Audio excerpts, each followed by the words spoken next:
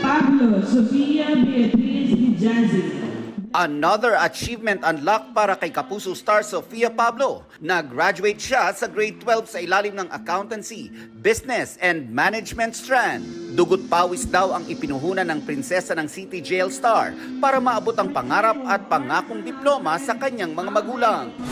Napagsabay raw niya ang pag-aaral at pag-aartista, and God rewarded her efforts. Bukod sa inaasam na diploma, nasa top 4 pa siya sa klase. Paano mo na-train yung sarili mo? Paano ka nagkaroon ng disiplina for that? Ano po talaga, sinet ko kasi talaga yung goal ko na gusto kong makatapos, na mataas yung grades ko, na hindi siya magbabago from when I started na mas mag-focus sa pag-aartista.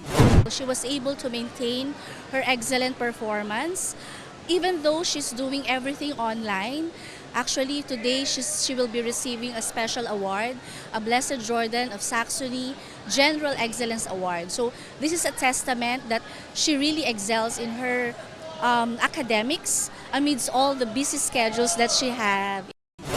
Plano raw ituloy ni Sofia ang pagpasok ng college. Related daw sa pag-aartista ang kursong napupusuan niya. Pero for now, vacation with friends and prinsesa ng City Jail castmates ang plano niyang gawin.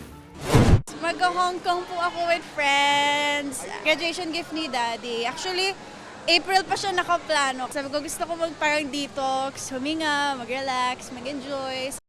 Nelson Canlas, updated sa Showbiz Happenings.